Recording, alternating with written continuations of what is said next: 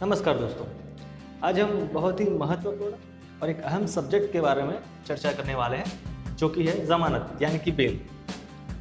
तो आज हम देखेंगे ज़मानत क्या है, ज़मानत के प्रकार कौन कौन से हैं, कैसे मिलेगी, कहाँ से मिलेगी और ज़मानत यानी कि बेल लेने का प्रोसीजर क्या है।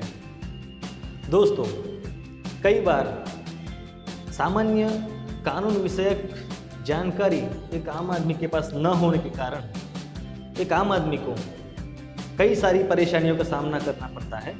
कई बार कोर्ट में, कई बार पुलिस स्टेशन में चक्कर खाने पड़ते हैं। तो हमारा जो उद्देश्य है, तो एक सामान्य आदमी को, एक आम आदमी को कानून विषयक बेसिक जानकारी मिलती रहे। तो बने रहिए मेरे साथ। मैं हूं एडवोकेट अमित रावल और चलिए इस विषय को शुरू करते हैं।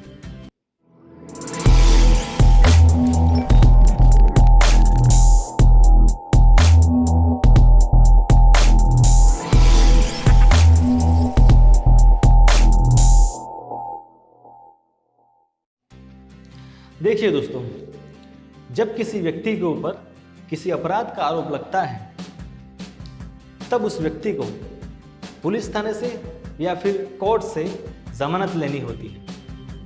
अब अपराध यानी कि ऑफेंस दो तरह के होते हैं। एक होते हैं बेलेबल ऑफेंस यानी कि जमानती अपराध। इन अपराधों में मारपीट करना, चीटिंग करना, धमकी देना, इन सभी अपराधों का समावेश होता है। और दूसरे होते हैं नॉन बेलेबल ऑफेंस यानी कि गैर जमानती अपराध, जिनमें कि रेप, मर्डर, चोरी, गुनाहित विश्वासघात, इस तरह के संगीन यानी कि गंभीर अपराधों का समावेश होता है।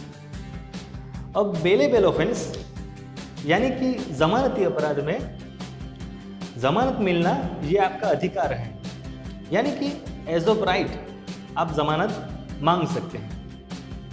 मगर नॉन बेलेबल ऑफेंस यानी कि गैर जमानती अपराधों में आप एज ऑफ राइट यानी कि आधिकारिक तौर पर जमानत नहीं मांग सकते, लेकिन कोर्ट अपने डिस्क्रिशनरी पावर का यूज करके आपको जमानत दे सकती। यानी कि ऐसा नहीं है कि नॉन बेलेबल यानी कि गैर जमानती अपराधों में आपको जमानत नहीं मिल सकती, मगर नॉन बेलेबल ऑफेंस में आपको जमानत यानी कि बेल देने से पहले अदालत कई सारी चीज़ों, कई सारी परिस्थितियां और कई सारे मापदंडों को सोच विचार करके उनको देखकर ही आपको जमानत देगी।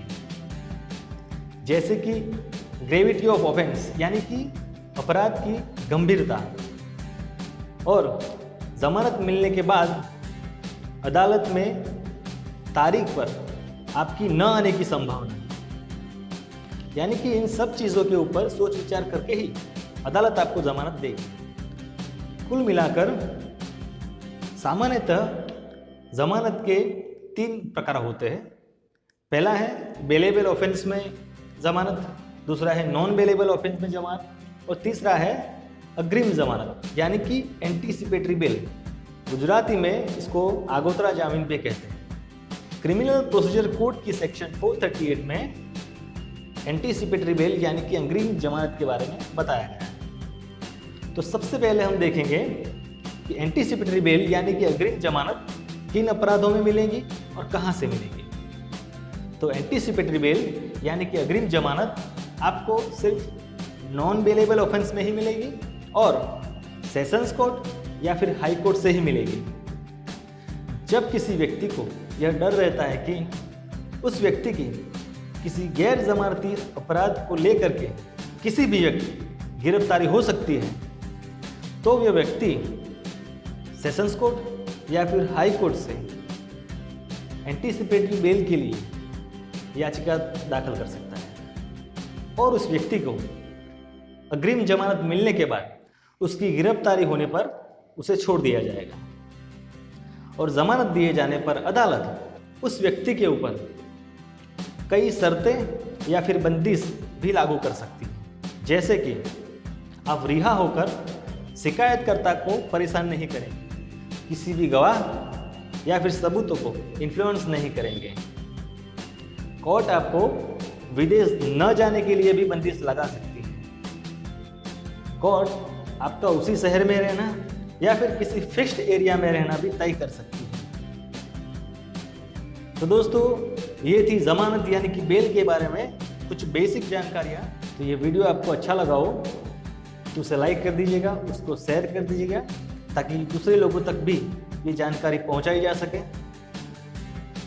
और आप इस चैनल पर अगर नए हो तो इस चैनल को सब्सक्राइब कर दीजिएगा, ताकि इसी तरह के कानून विषयक जानकारियाँ आपको मिलती रहें। तो चलिए दोस्तों, मिलते हैं अगले वीडियो में एक नए विषय के साथ। तब तक के लिए धन्यवाद।